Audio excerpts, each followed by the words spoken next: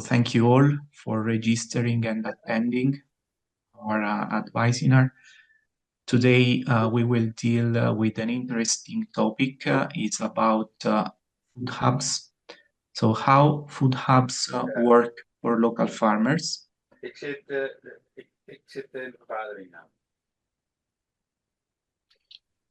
Please just make sure that your computer are muted. So as you have seen from the invitation, we have three experts that will deepen this topic from three different countries. So we have good practices and examples from Ireland, Germany, and Romania. The Advisinars are now becoming a regular meeting for all of us, together with our project EU for Advice. We have now established a good calendar, and every month there is an Advisinar dedicated to a specific topic, also coming from your needs and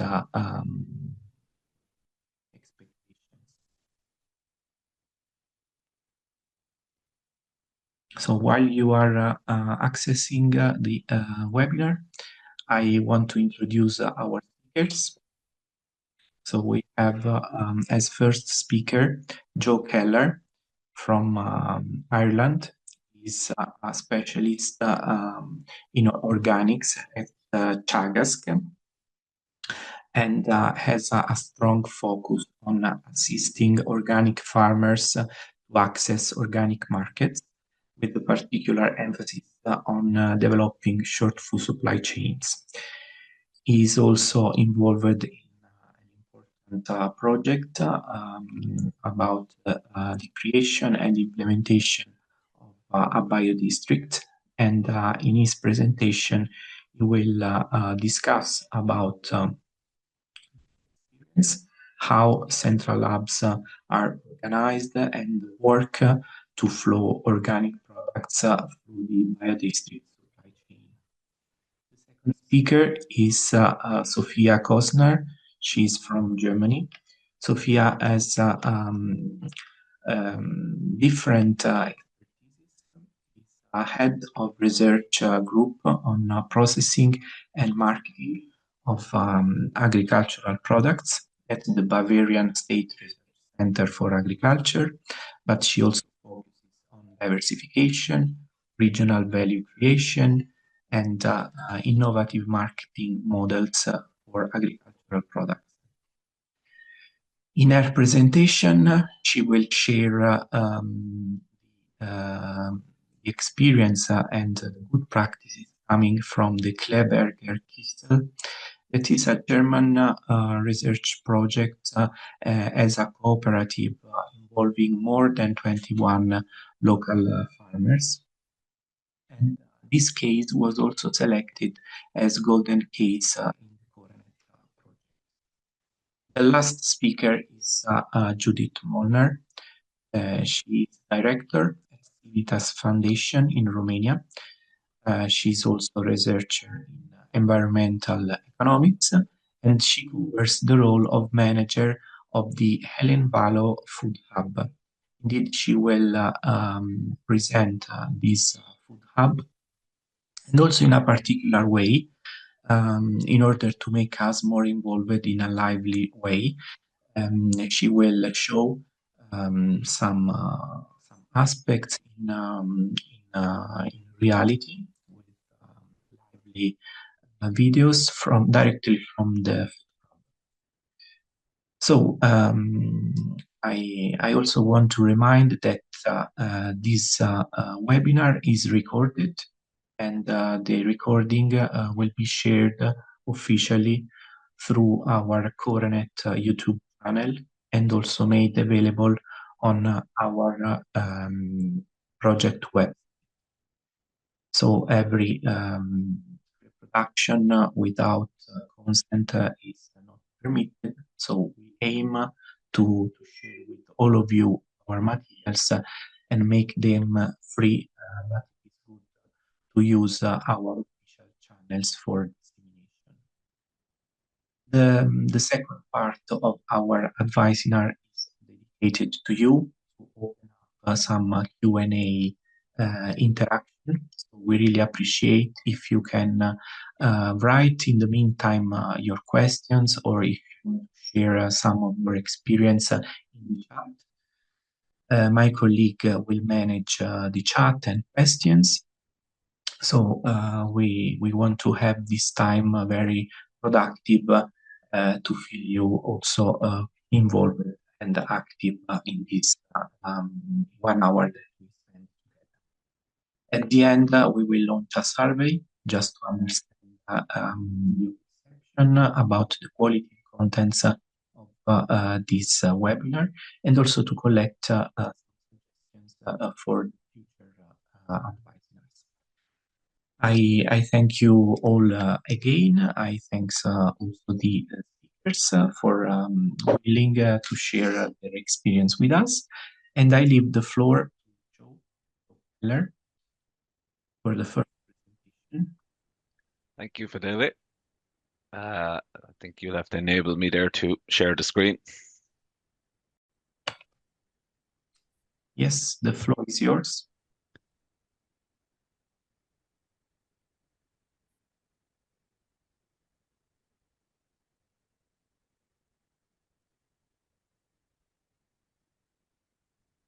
Is that on the right view? Can you see that, Fidele? Yes, yes, we can see it. Okay.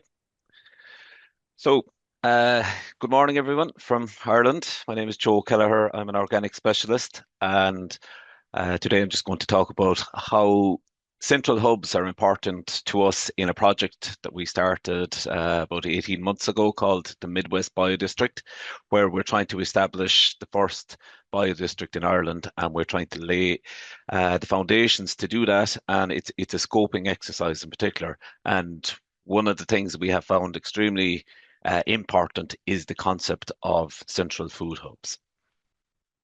So just to give a background of where we are. So here's the map of Ireland, and for this pilot project, we have selected the area outlined in orange there, which consists of 4 Irish counties of Clare, Galway, Limerick, and Tipperary. So it's quite a large area for this pilot. We expect that perhaps when we finalise biodistricts, these will be a bit smaller, but it's home to almost 1,200 organic farmers and a population of 783,000. So it is quite large. I suppose one of the key challenges we faced in this project when we started into it was Ireland, if you're not aware of it, is very much dominated by grassland. So 94 or 95% of our agricultural land is under grass.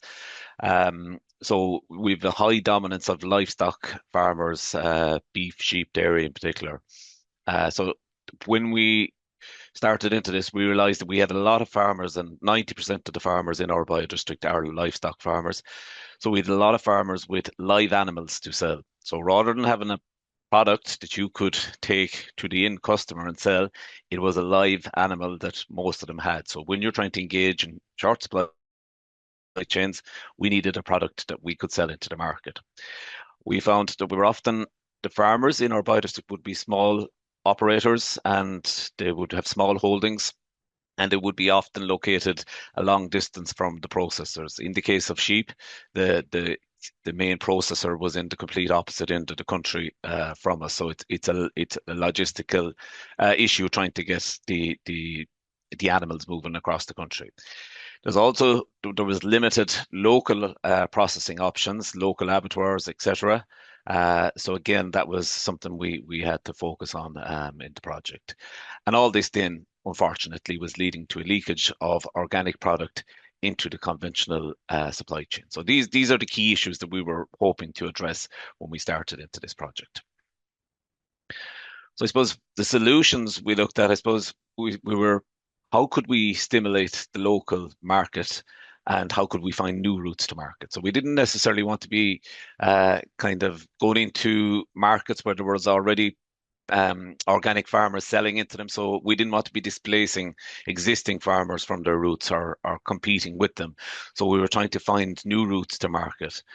We were then realized that we needed to focus our efforts on those that were interested in short supply chain. So we found from early surveys that approximately 90% of farmers aren't overly interested in short supply chains. They're happy with the existing supply chain that they're in.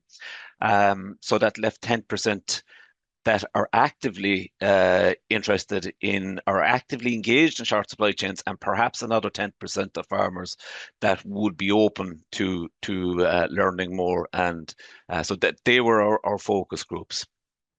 One of the key things that we realized early in the time was that we needed hubs for all the food and produce to flow through. So we had to either develop new hubs or identify existing hubs. And again, we realized quickly that maybe identifying the existing hubs and working with them was going to get us to achieve our goals a lot quicker than starting anew.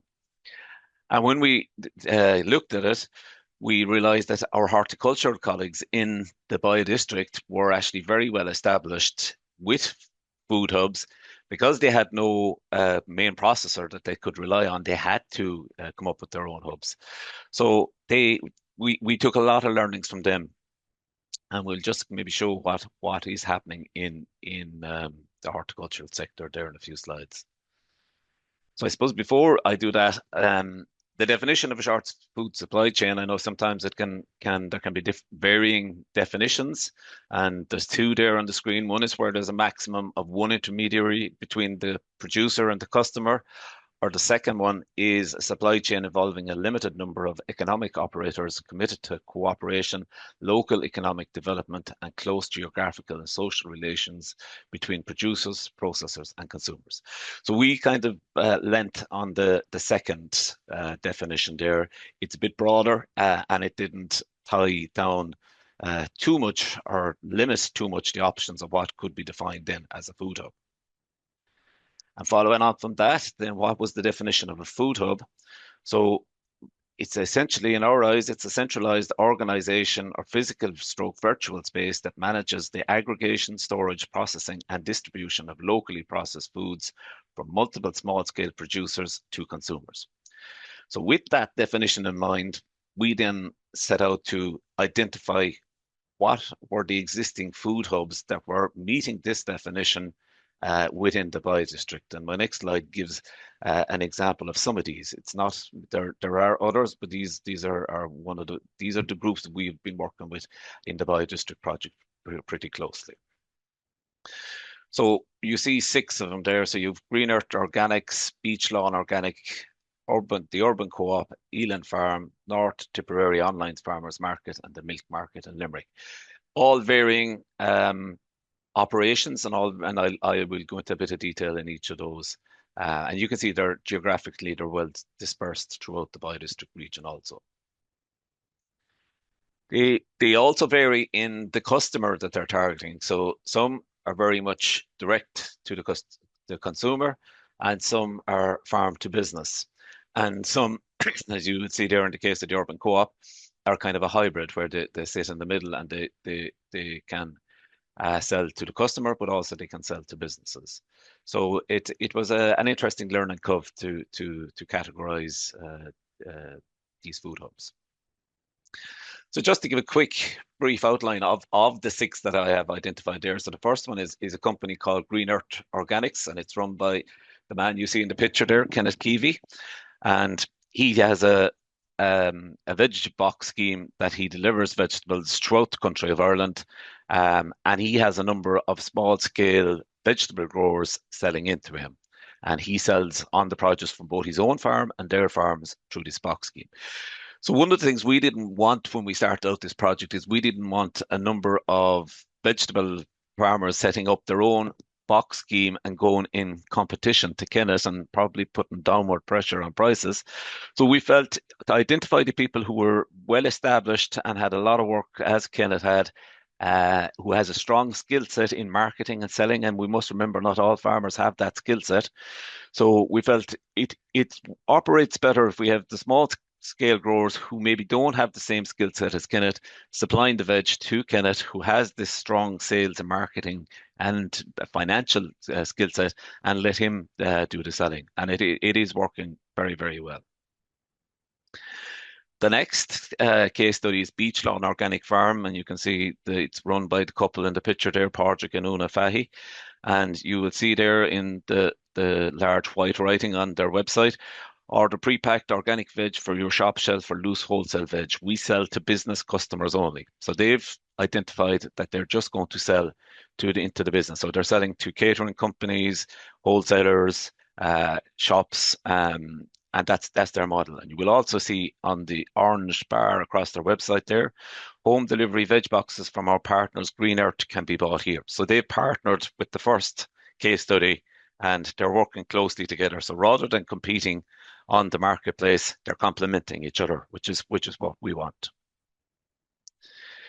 The third one is the Urban Co-op based in Limerick City, and it's I know in most of Europe, organic food stores are very common. Unfortunately, in Ireland, they're not so common. So we're looking in Limerick City to have one of the better run establishments in the Urban Co-op, which is a consumer-owned cooperative store. And it has a strong focus on organic and local produce. And there's Anmar, the managing directors, who's one of the key people in our biodistrict project there in the photo. So they, as an advisor, when I go out to farmers and they're looking for a market for their organic horticultural produce, it is really beneficial for me to be able to say, you need to talk to Anmar in the Urban Co-op, and she will identify before you sow any crop. She will tell you what categories of product that are most in demand. So it's a really, really important route to market for us. The fourth case study is Elan Farm, and it's a sister company of the catering company Master Chefs, which is owned by a guy called Pat O'Sullivan, again, who's one of the key members in our biodistrict project. So this catering company, to ensure a steady supply of organic produce, purchased their own organic farm on the outskirts of Limerick City. And they have constructed a processing facility on that farm for possibly close on €1 million of a construction cost. And they are now in a position where they will be buying produce from other small scale growers to supplement that, which gives a route into the public procurement and the catering sector, which is not the easiest sector to access. So it's again a really important route to market for us, and a very different route to the other routes that we have. The fifth and sixth one are markets. One is the milk market in Limerick, which is the long-established open consumers market in Limerick City, and there is a lot of organic producers would have their own individual stalls, and they sell there on a Saturday. It's only open on a Saturday. Hopefully, it may open more often in the future. And the other one there in the middle is the North Tipperary Online Farmers Market, which is an online market that only opened in the past year or so. And they have opened with the help of the Open Food Network, which is a fantastic resource that allows people to establish an online presence without having to come up with their own websites and their own online platforms. There is an existing platform there that they can access and utilize. So the North Tipperary online markets have accessed the Open Food Network to deliver what their goals. So you can see from that, like, that there's a huge variation of routes to market. They all meet the definition of what a food hub is, and they all access different parts of the market. In terms of the short food supply chain and the length of the short food supply chain, there's different lengths of. So in some cases there is only one intermediary. In some cases there may be two, but there's a lot of variation. So I suppose not all the eggs are in the one basket. So to summarize, the food hubs are key in the biodistrict project to get the organic produce to flow from the farmers and the growers to the consumer. As I just said there, varying lengths of short food supply chains are involved in our project. We have a combination of direct to customer, but also business to business models, which gives you a much greater reach and also possibly gives you much more opportunities to scale the project and to scale the amount of produce that can flow through these food hubs. And finally, we have well-established food hubs in terms of horticulture in our biodistrict. We have a bit of work to do in terms of the livestock sectors to try replicate that. But there is a platform there and there is a blueprint there from our horticultural colleagues that our livestock farmers can learn from.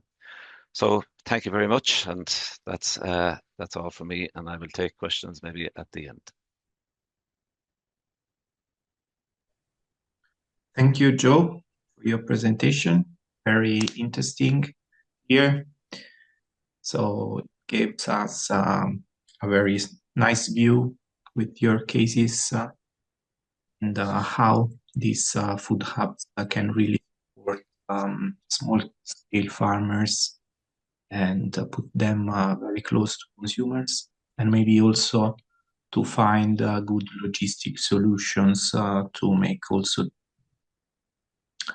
the quantity of food to be delivered in a more consistent way, also as you were mentioning, catering or other forms of market. I see there were some comments in the chat. They are quite general, so maybe we can cover them also in the open session. Also regarding the distances, we know, and you also mentioned this about definitions. So now we can cover this also after the other speakers. So now I invite Sophia Goßner.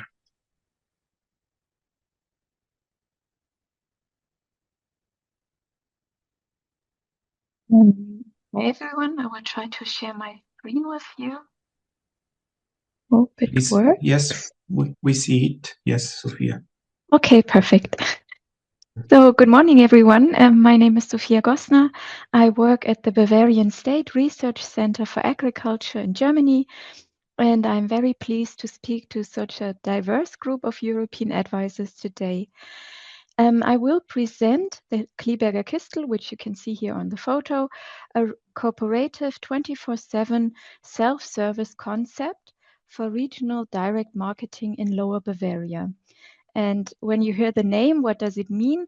So Kleeberg is just the district where we are located, and Kistl is a Bavarian word for a small box.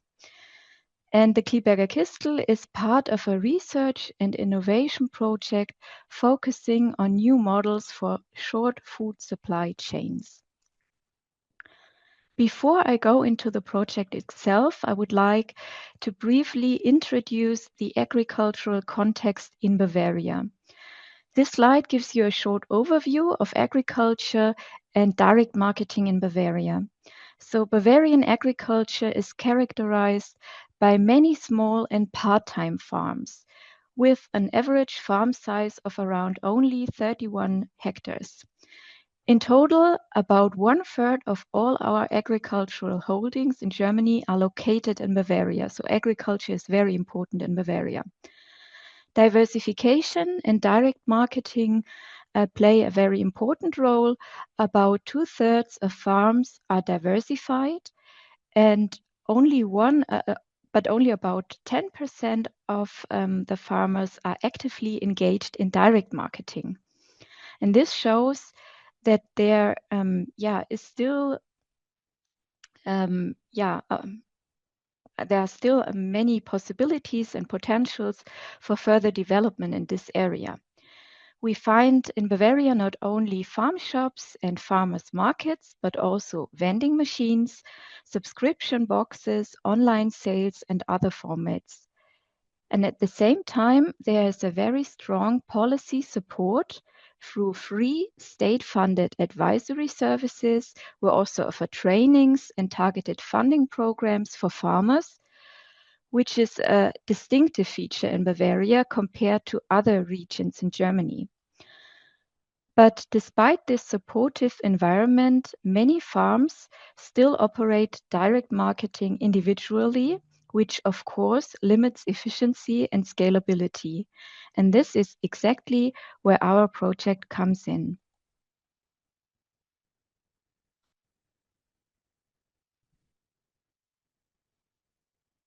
I think no.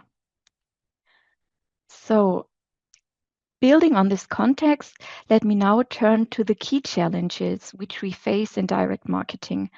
Direct marketing is often limited to labor constraints, high workload, rising personnel costs, and a shortage of skilled workers. So individual approaches make it difficult to scale and operate efficiently. At the same time, consumers expect flexible 24/7 access to regional products. So, of course, there's a clear gap between market demands and what many farms can realistically offer. This is where our project comes in. We developed and evaluated a cooperative model, the Kleeberger Kistl. It is a low-cost 24/7 supply container located in Lower Bavaria, which you can see on the slide, close to the Austrian border. And it combines real-world data collection. The project was publicly funded. We invested about 75,000 euros for all the investment costs, excluding personnel costs.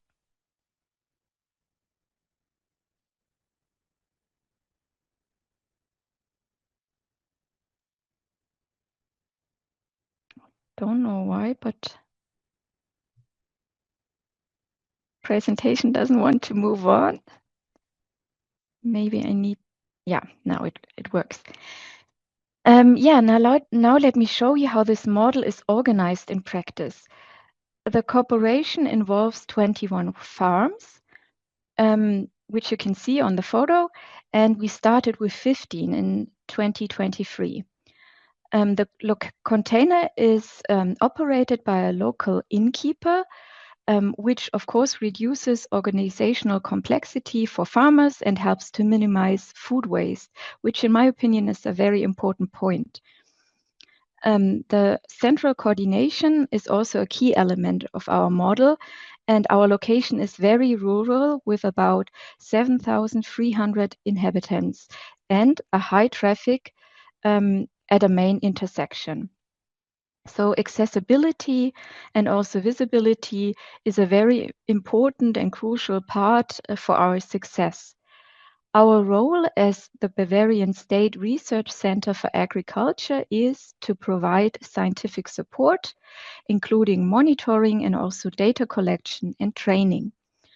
So about 95 different regional products are offered in the container, exclusively from participating farms with an average distance of about 14 kilometers. So we already had a discussion in the chat. What does regional product mean? So that's pretty difficult also for Germany. So everyone has her own definition or his own definition, and we wanted to make it transparent for our customers. So in our case, the products come from about 14 kilometers distance. So the products include meat, dairy, eggs, but also processed foods like oils and spreads, and fresh products, but also snacks. We also ensure transparency through a digital display where all the farmers are presented, and we collect consumer feedback on site. This helps to strengthen the trust and continuously improve our system. Overall, the model combines cooperation, visibility, and accessibility. Now let's take a closer look at how the system works and how it is financed. So the system is based on a 24/7 self-service without registration or access barriers. This makes it very easy for consumers to enter and to use the Kistl for shopping.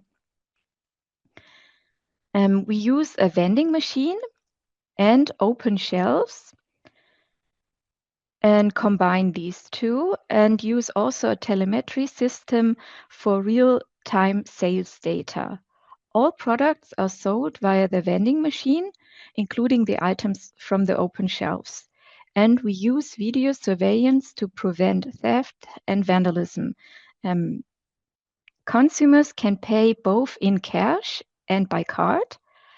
And the farmers sell their products to the operator, who applies a markup of around 30% to cover operating costs, for example, for energy, for labor, or also for maintenance. This creates a simple and transparent model, and the system reaches break even at around 200 euros in daily turnover. This shows that the concept is economically feasible even at a relatively small scale. And it has been self-sustaining since 2024, is open to new farmers, and is also designed for long-term operation beyond our project phase.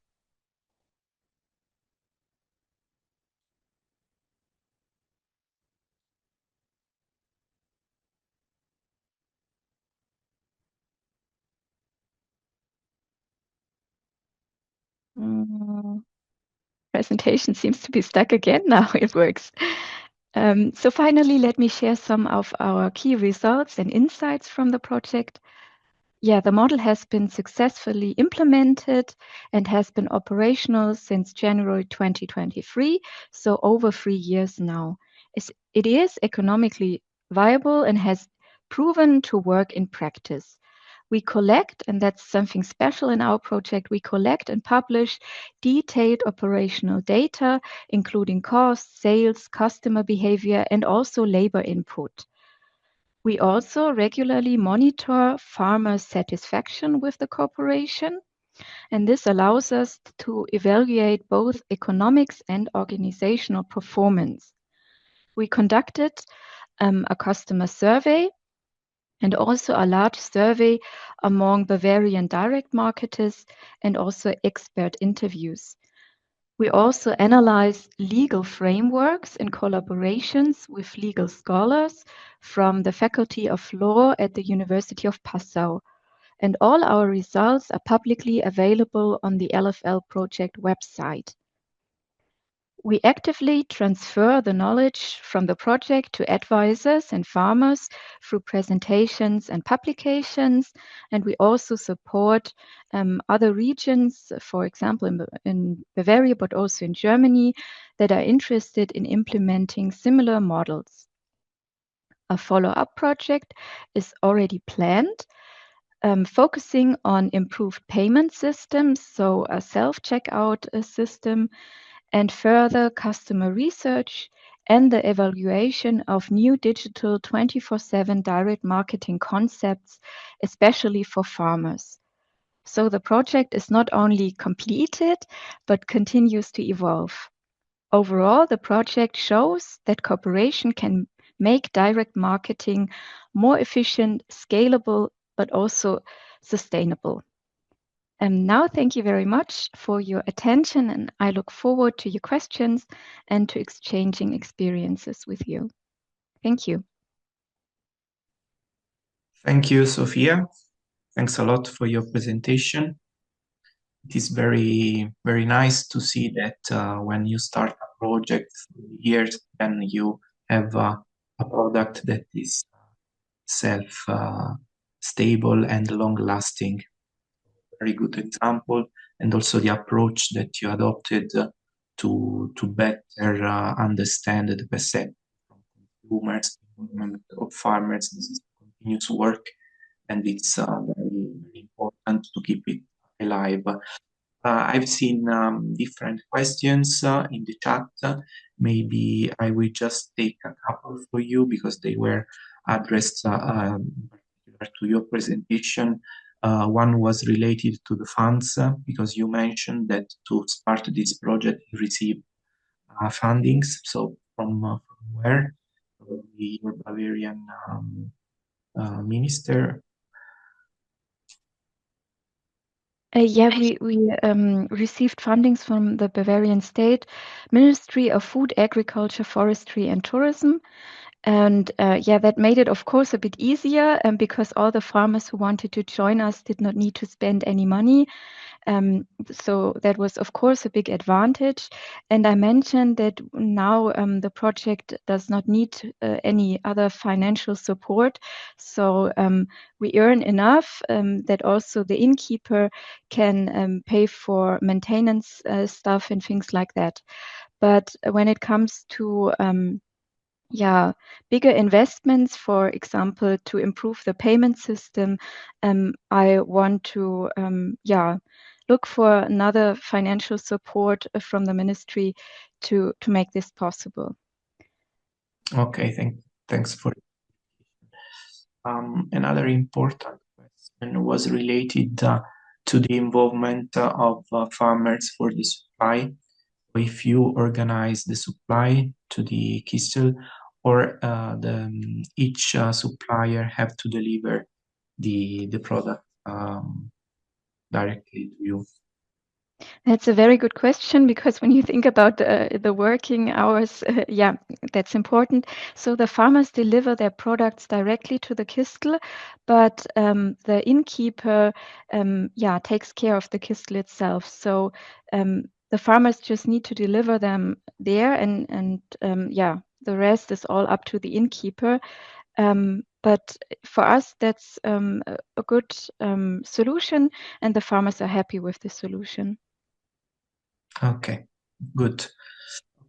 We can continue later at the end. We open a session for Q&A because I hear some questions and comments that are quite universal, so we can cover them later. Now I invite Judith Molnár for the last.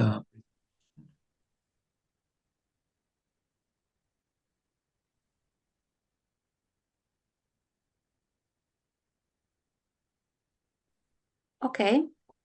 Hello, everyone. Romania has the largest number of small-scale farmers in Europe, over 2.5 million farms under 2 hectares. So we are operating in a very different background like Ireland or Germany, but it's still interesting. This paradox, the strong local production but weak market access, is exactly the problem we wanted to address with our food hub, the Helyénvaló. Helyénvaló meaning proper, local, appropriate. In this presentation, I will show how we built a working model step by step in this challenging environment. I am Judith Molnár, and I am physicist, program director of Civitas Foundation, manager of the Helyénvaló Food Hub, and also I have a PhD degree in short food supply chains. If we are looking to the map where we are operating, here are the Carpathians, the Eastern Carpathians, the Southern Carpathians, and we are working in these 3 counties. This is the so-called secular land, where the majority of the population is Hungarian. We are located in Odorhelyű-Székelyek, Székelyudvarhely in Hungarian. We are working in a strong rural hinterland with traditional small-scale agriculture. If we are looking to the short food supply chain context, we have no official legal definition for short food supply chains. We are using that definition, which was mentioned by Joe at the beginning. It's the EU definition, which was introduced in Romania by the Agency for Financing Rural Investments. So it is about number of economic operators, the local economic development activities, and also the close geographical and social ties between producers, processors, and consumers. If we are looking to our region, the secular land, according to own research, in secular land there are around 145 short food supply chain initiatives in 3 counties out of 40, which has Romania. Based on this, there are excellent opportunities for the development of short food supply chains in Romania. Short food supply chains already existed in Romania before the regime change in 1989, because as poverty was rampant under communism and shops only sold goods in exchange for food stamps. For example, 1 kilogram of meat, 1 kilogram of sugar, and 1 liter of oil per person per month. Bread could only be purchased by standing in queue. This meant that everyone was forced to obtain food from relatives and acquaintances living in villages through a short food supply chain, of course, unofficially. Currently, farmers' markets are the most significant short food supply chains, but there are also a large number of small shops selling local food products, village guest tables, food hubs, RECO models, and community-supported agricultural initiatives. These are not registered SFSEs, but if we are looking to the neighboring countries like Hungary and Moldova, we can see that they have registered short food supply chains. In contrast, in Romania, funding for short food supply chains has been cut from the CAP measures last years. In Romania, there is another problem that the online food sales are do not have a legal framework. Consumers are not yet enough aware to ask producers for their licenses. They are simply happy if can get local products. The Helyénvaló Food Hub was built in over 15 years of community work by the Civitas Foundation, making its launch as a social enterprise a natural step aligned with its values. It represents a short food supply chain initiative that not only markets local products, but also fulfills environmental, social, and community building roles. A franchise model was also developed to support similar initiatives. Products must meet strict sustainability criteria defined by Civitas, emphasizing environmental friendliness, low waste, and community relevance. Producers are carefully evaluated, and cooperation, trust, and ethical values are central principles. The Helyénvaló Food Hub used the Kloppenburg model from US, so we consider that it is a sustainable food hub. If you are interested, I can share with you this theory. Funded in 2017 as part of a national network of food hubs, the Helyénvaló Food Hub sources products within 75-kilometer radius from Odorhelyű-Székelyhelyesc. It grew from 23 producers in 2018 to 99 producers in 2026, offering around 1,000 products. You will see when we are going to show you our food hub. The initiative challenges profit-centered business models, proving that social responsibility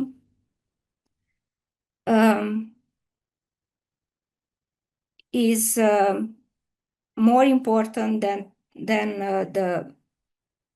the economic success. If we are looking to the key competencies for a short food supply chain organizer, we see that they have to know cooperation, sustainability knowledge, and understanding consumer trends. If we are looking to the financial indicators, you can see that revenues show steady growth, though continued funding is still needed to reach full sustainability. Online sales have expanded significantly, rising from 6% to over 75%, indicating a shift towards e-commerce. The case highlights the challenge of combining non-profit value with market demands. While it does not transform the regional economy, it revives community cooperation and promotes local products. The hub evolved through multiple business models, with the webshop becoming dominant, especially after COVID-19. Marketing challenges were overcome through external support and mentorship. An example of a business model overhaul. The initial business model was designed in 2017 around the sale of fresh fruits and vegetables. It failed to account for the lack of refrigerated storage units and did not anticipate the high rate of spoilage, so a new model had to be developed quickly, abandoning the sale of fresh goods. Then came the transition from a physical store to online retail. For the moment, we have around 420 orders per month, around 300 in-store purchases. Beyond commerce, Helyénvaló functions as a community space, connecting producers and consumers. It strengthens cooperation among producers who now collaborate in logistics and events. Its social role currently outweighs its economic impact, serving as an information hub and support system for small farmers. The foreign mentors and Horizon project partners are a great help, since there is no advisory network for short food supply chains in Romania. In 2025, the International Institute of Gastronomy, Culture, Arts and Tourism awarded us the prize for the best community collaboration as part of the World Gift Challenge. The Flavors of the Forest gift package was awarded. This is our staff. We have a lean structures. We have 3 employees, and we all time get its support from the Civitas Foundation staff. We have a lot of external partners for marketing and digital issues. We have received additional funds, not only the Romanian American Foundation, who was supporting us from the beginning till 2023, but also we had 2 very important Erasmus projects together with Kistl Association from Hungary, who were our first mentors and consultants. And I also would like to highlight the acceleration program created in collaboration with Nest and IKEA Social Entrepreneurship.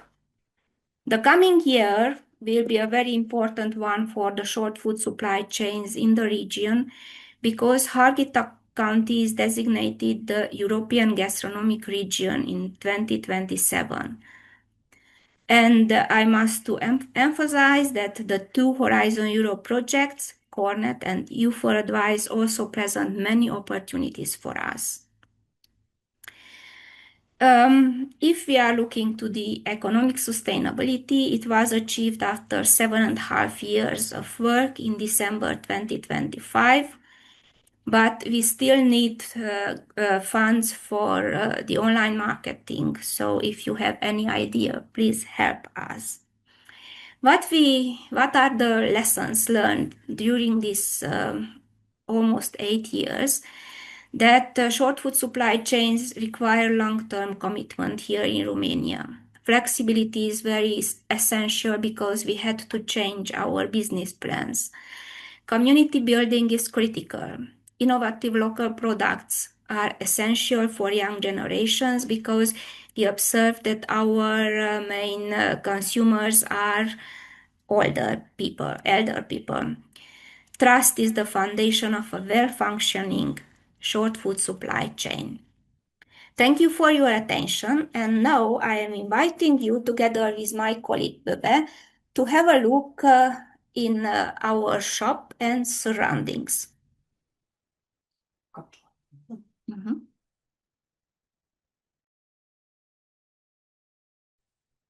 Thank you, Judith. Thanks a lot for your presentation.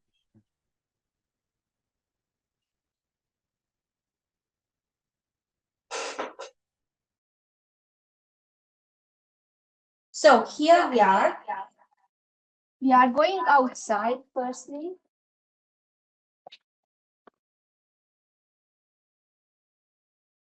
And you can see the headquarters of the Teagasc Foundation. Here we have a small conference room where we can organize meetings, trainings, and classrooms. We also have a very nice garden in which we have a herb garden and also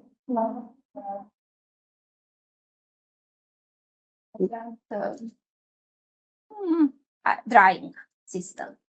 And here we enter in the hub. You can see my colleagues, and you can see here is the packaging. Special. We are preparing. My colleagues are preparing the packages for the web shop. We have meat products from several producers. We have dairy products from several producers. We have artisanal shops, soaps, sorry. We have eggs. We have a lot of nice sweets. And you can see our producer is bringing the honey for us. We have oils, handcrafts oils. We have sweeties, a lot of sweeties. You have to come here and to taste them. We have processed vegetables and mushrooms from different producers. Sweeties again. We have herbs and teas and spices from different producers. This is one of them, and we will show the others. We have pasta. We have some handicraft issues. We have juices. We have brandies and wine, syrups from fruits, processed fruits. We have another type of tea, and we have handcrafted flours. So, and some artisanal products and another tea producer. So this is our food hub, and you cannot order our products outside of Romania. You only can order here in Romania. Thank you for your attention, and I will be going back to the laptop to see your questions. Thank you. Thank you, Judith. It was very nice to see you in your food hub and how it is organized. Thanks a lot. I hope that also the other attendants enjoyed this virtual tour. And thanks also for mentioning that you guys are involved in the COREnet project. Indeed, your food hub is part of our collection of golden cases.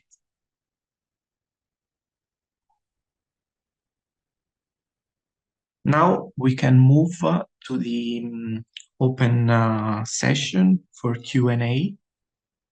I've seen some in the chat. First of all, it was nice to see that there was Petri Muye that started this interaction with Joe for future cooperation. And this is also one of our common goal, to leave you the opportunity for new contacts and further interaction among peers. it was nice to see that from northern Finland there are similarities with Ireland.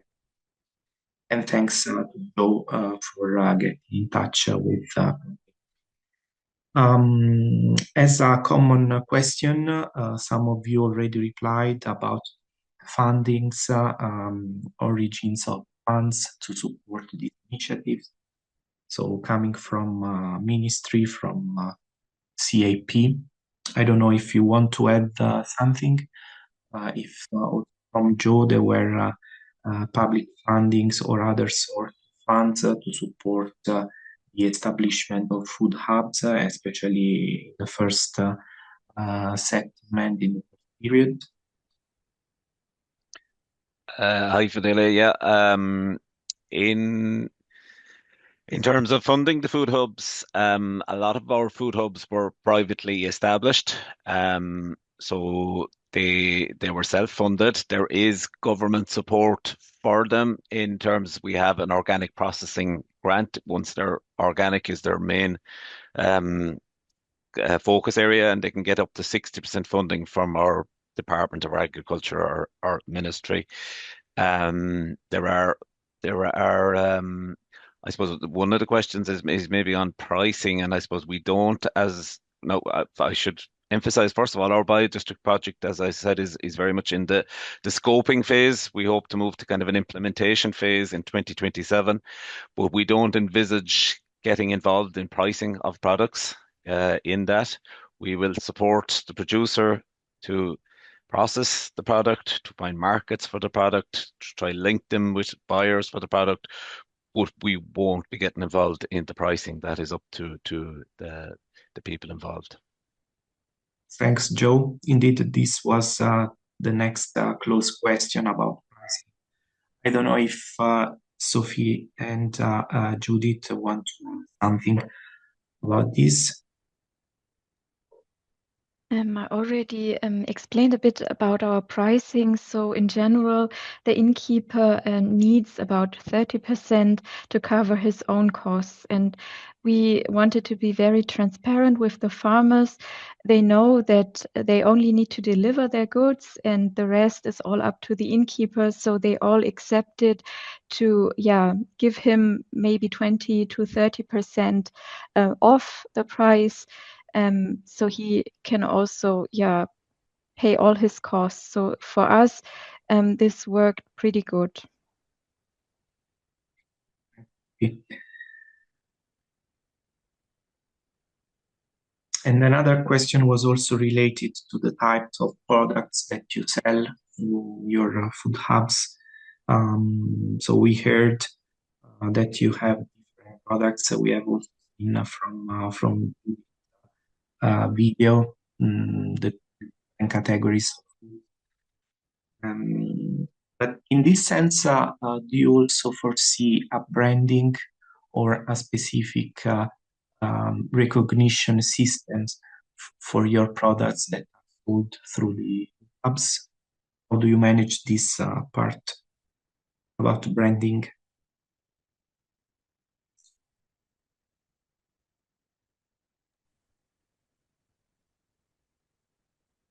So when it comes to the products in general, because some asked if farmers can sell all their products in the Kleeberger Kistl, so we wanted to avoid farmers competing with each other with the same products in the Kistl. So therefore, we only accept one supplier per product. The exception if we have conventional and organic products, then we offer both. But normally, always the farmer closest to the Kistl is allowed to deliver his products to us. And on the other hand, I think from the products, especially if you sell them 24/7 without a person in the box, it is important to to show where the products come from. So therefore we use this display where all the farmers are presented. You can find detailed information. How big is the farm? What kind of animals do they have? What other kind of products do they offer, which are maybe not available in the Kistl? Where can I buy their products? For example, do they have their own farmers shops, something like that? So we try to make this connection so that people maybe get to know a new farmer in our Kistl, but then also are able to directly go to the farmer and buy additional products there. Okay, thanks for this explanation. I see that also Joachim has raised the hand. If you want to... Thank you. A short question to Joe regarding this box schemes. Do they also, besides this typical distribution channel, offer online versions where the product is wrapped and packed and shipped by service providers? Yes and no. They do. It's a fresh box scheme for most of the year. But it's typically unwrapped. I'm not sure. Do I get the question? Sorry, Joachim. Whether like in the Romanian case, the online web shop you order, and then you are as a consumer receiving 2 days later a parcel with food. That's the way this model works also. So it's based on a courier delivery service. So there is a private courier engaged to do the deliveries, and it's an online order system, and the deliveries, as you say, would arrive typically a day or two later. And this is profitable, because what I know in practice, if you have low price products, relatively low price products like vegetables, calculating packaging costs, shipping costs, etc., there is no relation between the value of the food and the rest of the logistic. It's for the person in question that's running this operation. I would say it's profitable, but I would say it's not a very high margin, in that it's as you say, you are dealing with low cost product. You're trying to compete with products that are priced much lower in the larger supermarkets. So you are selling a premium product to a customer that's willing to pay a premium price for it, and it has to be priced accordingly. That is why I suppose we're very conscious that we don't want too many people competing in the space, trying to drive the price of it down. So we would rather build a network of small growers around the existing box scheme providers, rather than a number of people setting up box scheme deliveries in a particular area.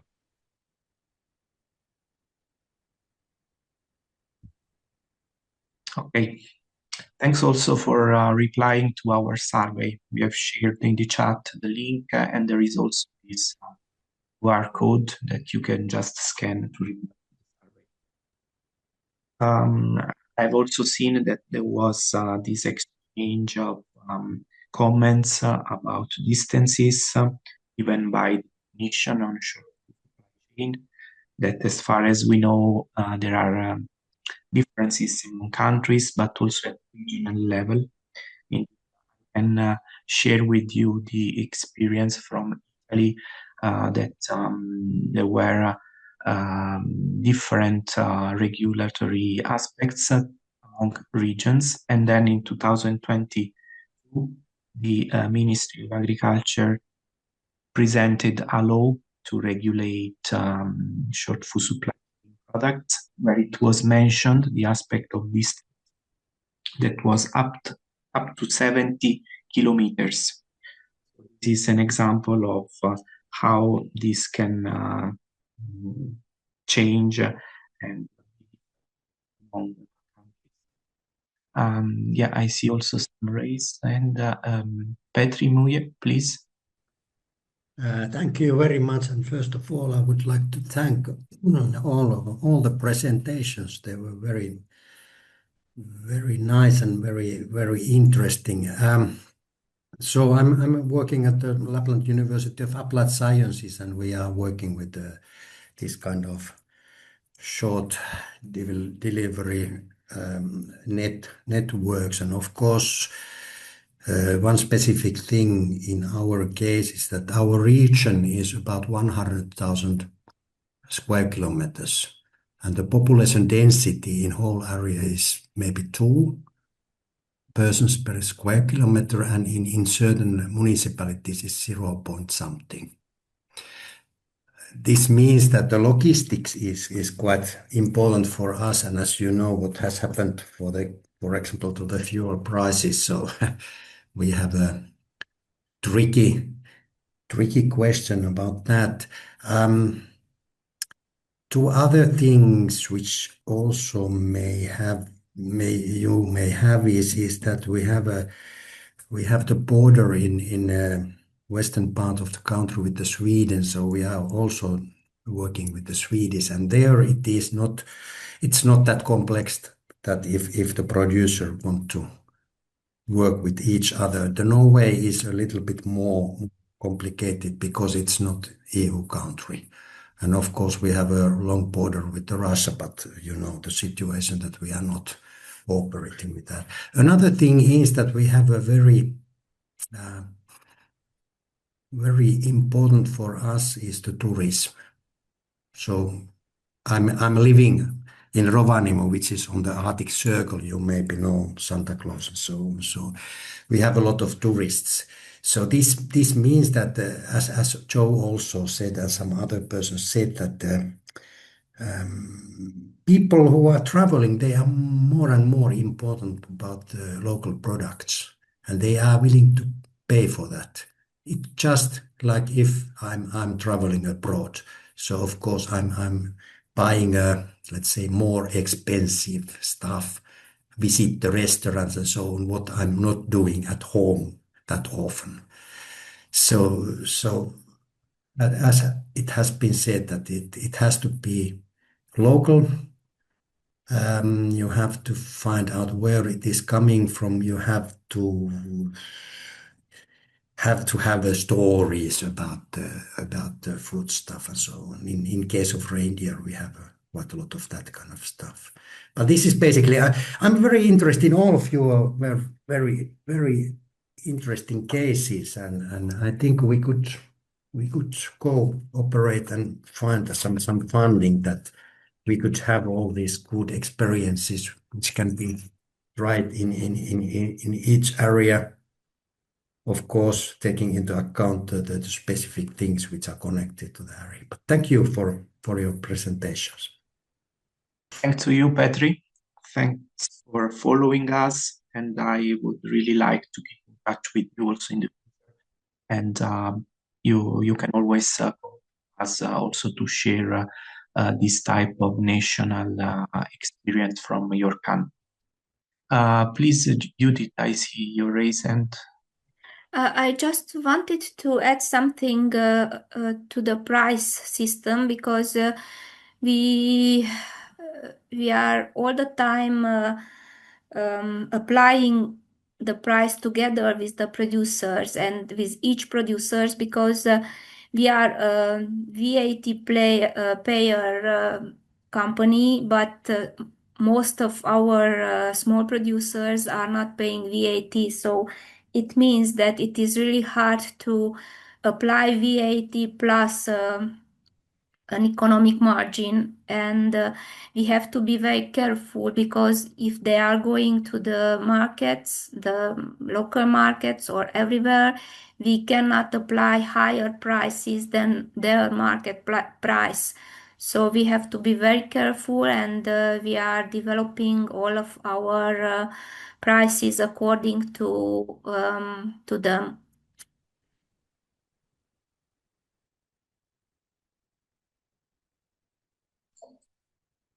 Okay, thanks for the other addition. We still have 5 minutes.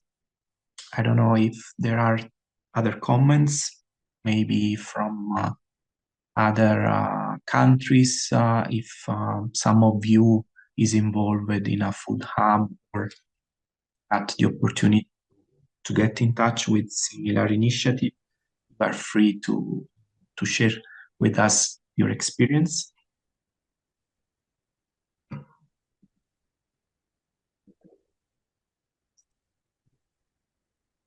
Please, Rafal. Yes, hello everyone, and thank you for the speakers. I think what I would just like to say that in the COREnet project, we have an opportunity for countries within the European Union to apply for a lighthouse project. You can find the details on the COREnet website. I can put the link in the chat.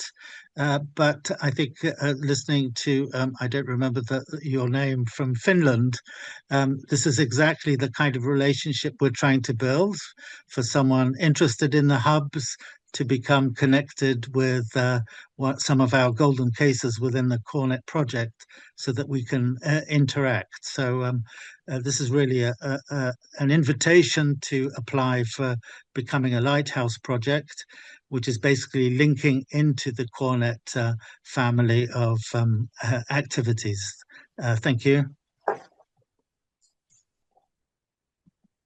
Thank you, Rafal. Indeed, this is very useful opportunity for all our short food supply chain advisors to receive this funding and stay more connected with the COREnet project and our initiatives. You can find the links in the chat. Yeah, I'll just put it in. Please, Christian. Yeah, I would just like, regarding examples of food hubs, mention a very old and simple but still working and profitable Austrian case, which was founded in 1997 by a young woman with children, and she wanted to have products directly from a farm. So she started a business. It's a private project, so not based on a farmers cooperative or association. It's completely private, but in a very close cooperation with farmers. And I have some learnings which I commemorate quite well.